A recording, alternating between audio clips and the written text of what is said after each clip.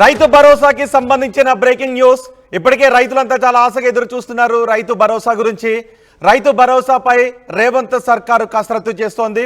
విధి విధానాల రూపకల్పనకు మంత్రివర్గ ఉపసంఘం ఏర్పాటైంది. సభ్యులుగా మంత్రులు బట్టి, తుమ్మల, పొంగులేటి, శ్రీధర్ బాబు ఉన్నారు. రైతు భరోసా ఎన్ని ఎకరాలకు ఇవ్వాలి అనే దానిపై కసరత్తు చేస్తున్నారు. గత ప్రభుత్వం రైతు భరోసాను అందరికీ ఇచ్చింది, భూమి ఉన్న రైతులందరికీ ఇచ్చింది. కానీ అర్హత లేని వారు కూడా, అర్హత లేని భూములకు కూడా రైతు భరోసా ఇవ్వడం ద్వారా నిధులు దుర్వినియోగం అవుతున్నాయి. కాబట్టి అర్హత ఉన్న రైతులకు, అర్హత కలిగిన భూములకు మాత్రమే రైతు భరోసా ఇవ్వాలి. అందులోనూ క్యాపింగ్ పెట్టాలి. దానికని రేవంత్ సర్కార్ ఆలోచిస్తోంది. 5 ఎకరాలకే రైతు భరోసా అమలు చేయాలా అనే విషయంపై కూడా ఆలోచిస్తోంది. లేదా 8, 10, 15, 20, 30 ఎకరాల్లోపు రైతుల్లో ఎవరికి ఇవ్వాలి అనే విషయంపై కూడా కసరత్తు చేస్తున్నారు. గ్రామాల వారీగా రైతుల అభిప్రాయాన్ని సేకరించింది ప్రభుత్వం.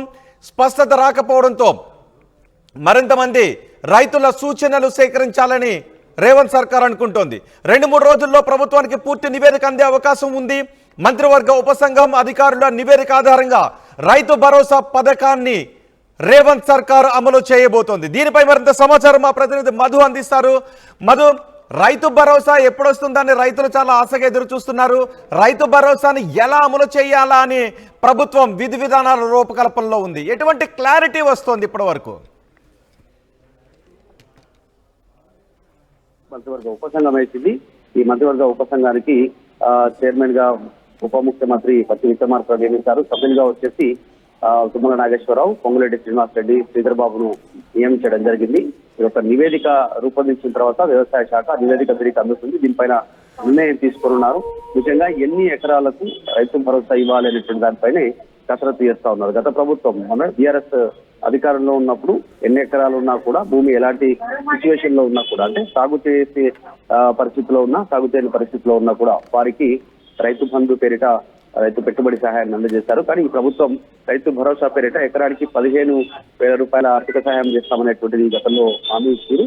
కాకపోతే దీనికి లిమిటేషన్ పెడతా ఉన్నారు, దీనికి క్యాపింగ్. ఎందుకంటే ఎక్కువ స్థాయిలో ప్రజాధనం దుర్వినియోగం అవుతా ఉంది.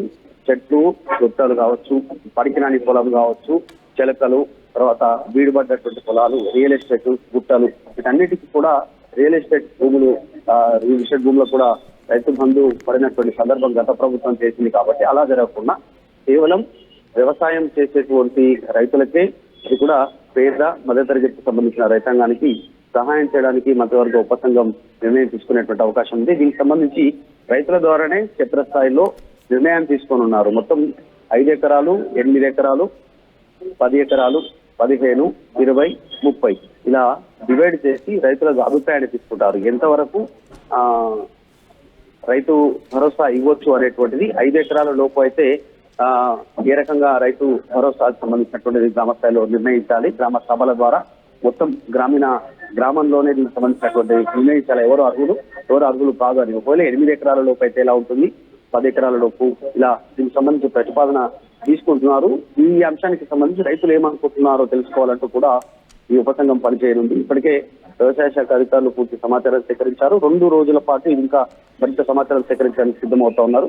మొత్తానికి ఫైనల్ నివేదిక అందిన తర్వాత ఈ ఉపసంఘం దీనిపైన ఫైనల్ డిసిషన్ తీసుకున్నారు. ఆ డిసిషన్ కి సంబంధించినటువంటి అంశం రేపు జరగబోయేటువంటి బడ్జెట్ అసెంబ్లీ సమావేశాలు. అంటే ఇప్పటికే గ్రామాల వారీగా రైతుల అభిప్రాయాన్ని సేకరించారు, కానీ అక్కడ స్పష్టత రాలేదు అని అంటున్నారు. ఇప్పటి వరకు సేకరించిన అభిప్రాయంలో రైతులు ఎక్కువగా ఎటువంటి అభిప్రాయాన్ని వ్యక్తం చేశారు?